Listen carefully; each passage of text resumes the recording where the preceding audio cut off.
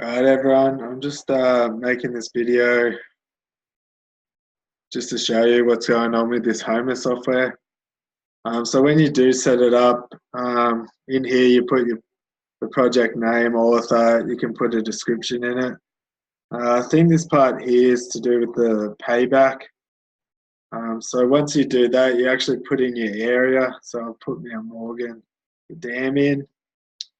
And that becomes useful later when you actually use the NASA data with your solar panels. So yeah, once that's done,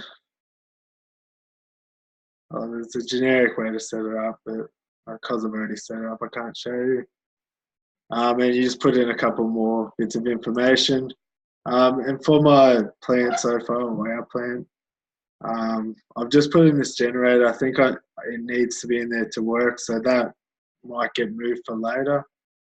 But it's got a couple of costs and it runs off a diesel motor if we need to worry about that. The hydropower thing is done with this component here. So the components are up at the top here. So I've picked the hydro one.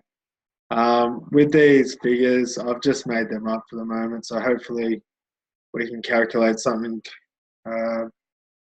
close to that or something that's relatable from there. From the Excel spreadsheet, I put in our parameters and it comes up with pretty much what we're expecting. So it just uses the same formula. The next thing is going to be the grid. So if we connect to the grid, the power you buy from the grid and the power you sell back. So this will be in peak times. In this microgrid, I've got 2 solar panels, but they're the same capacity.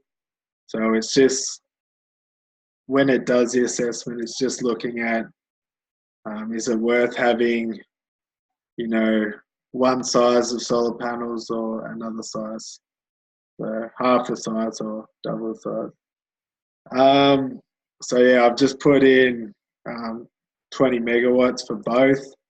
And then the cost is about 50 million, and that's just an estimate of what I've researched. When you set up the thing at the start, it does, it says what type of load is it going to be for. I put in residential, so this is the residential spike of when it's common, the electricity is used, and it says what is the peak months, and I put in January because of our summer. But yeah, these figures are really low. That kind of doesn't make sense. So I've put in another energy load, and this is more to do with our system supplying 250 megawatts in peak periods. So in here, I've just got, it's not running until about 6 in the morning, and then it stops at about 11 at night, or in the morning. And then it starts up again at 5 in the afternoon and then lets off at about 10 at night. And you can see those spikes in here with the time of the day. And then hopefully that's relatable to the year-round thing. With the converter, I don't really think this is doing much to the project, but I just put it in there. I put it at a high efficiency. I imagine that will be sort of ignored because it's not going to be one of our greatest losses. And the last thing here, and this is the thing I'm trying to still get my head around, is there's a lot of generic batteries in the storage thing. But yeah, this one here is called a generic 245 kilowatt pumped hydro. So I imagine that's the one we're looking for.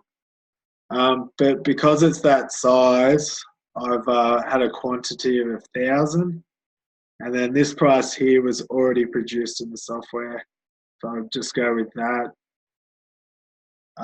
Yeah, and then it just had the description about megawatt hours with it too. So if we get the 250 megawatt hours, then yeah, this is pretty much what we're looking at in the software. So yeah, so once all of that sort of crunched in the design, I press this button here. It goes calculate, and then it takes about 10 minutes to do. And then it comes up with these results. And yeah, it's got, you know, the combination of what you use, all there. And then it's got capacity, I think it's producing the first few columns. And then it gets into cost. So in this here, I'm still not really sure if the negative is a good thing or a bad thing. But yeah, that will change with what we come up with. And then here, yeah, it's got I guess the generator cost. Yeah, I'll just show you that, but that's all going to change. So yeah, that's looking at each individual bit. So yeah, this was just to show you what's going on with it, because yeah, it's very confusing, but hopefully, while you guys looking at this, you'll be able to, you know, give us a hand, or hopefully there's something on this video that helps everyone out. So yeah, this is apparently an important part of getting the assignment done. So we'll see how we go with the rest of it.